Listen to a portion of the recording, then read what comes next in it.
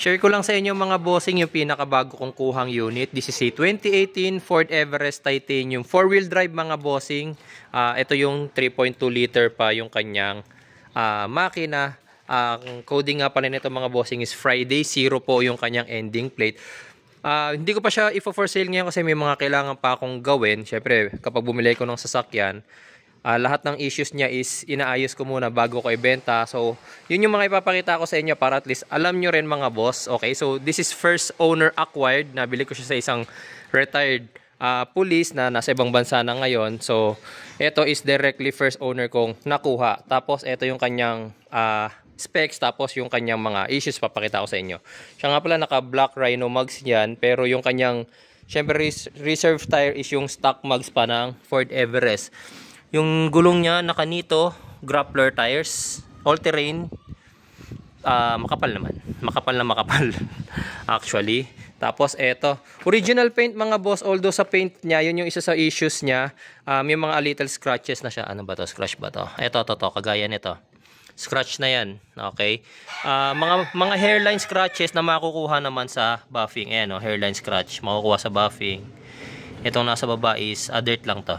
Tatanggal yan pagka na-car wash na. Tsaka pag na-buffing na. Ito hindi. Medyo malalim eh. May mag-iiwan ng mark yan. Tsaka to. Ito.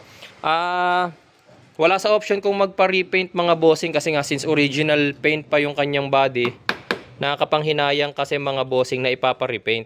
Okay? So, mas maganda ma-retain yung kanyang original paint.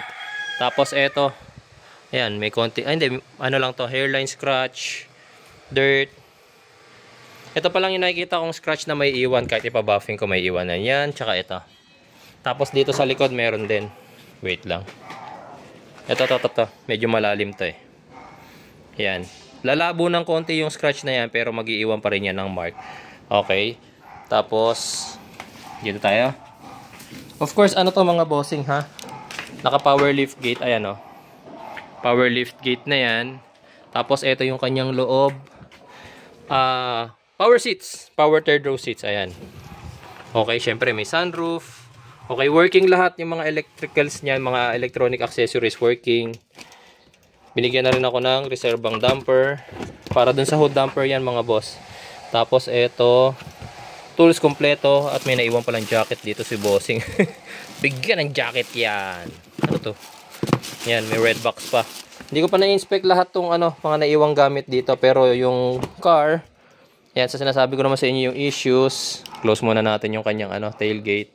Ayan, ito mga hairline scratches, mga bossing na to is, siyempre makukuha naman sa buffing. Tapos, mileage nga pala mga boss. Ito pakita ko sa inyo. Wait lang. Dalawa yung susi niya mga boss ha. Siyempre isa na lang dinala ko. Ayan. Tapos ito custom leather seat na siya. Hindi pala to leather no. Custom seat. Originally kasi ang Ford Everest Titanium is original leather seat talaga siya. So ito na yung kanyang cover since day 1. So kaya medyo pangit na kasi nga hindi naman original na leather seat yan. Pero yung in-inspect ko na yung nito, upuan. Wait lang, may sounds. Wait lang, huwag ka mag-sounds.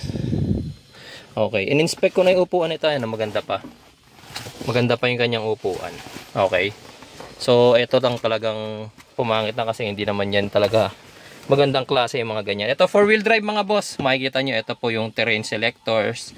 4x4 low. Okay, yung center locking differential. Meron ditong active parking assist mga boss. Yung nagpa-park siya, tutulungan nyo mo siya. Siya na yung magpa-park. Okay. Tapos meron din itong adaptive cruise control. Mileage mga boss is 42,134. Okay, yan yung mileage niya. Ito yung loob. Yan. Okay. This is the second time na nagkaroon ako ng 2018 na 4-wheel drive na Ford Everest. Yung huling binenta ko kasi is the 2023 4x4. Okay, sa Ford, ang 4x4 at 4-wheel drive nila is magkaiba ng system mga bossing ha. Ito kasi is full-time 4-wheel drive. Okay, ito pa pala. Ito scratch, na to, paint chip. Hindi na rin matatanggal to. Ito, mukhang mapapalabo lang. Pero to plastic na to. Bumper na kasi yan. Ito yung lata dyan. Yan. Yan, ito yung lata. Okay. Tapos, ano pa ba? Actually, wala na ibang issue rito. Ay, ano nga pala mga boss? Subject na rin to for registration dahil nga 10 October. So pwede na siyang iparehistro.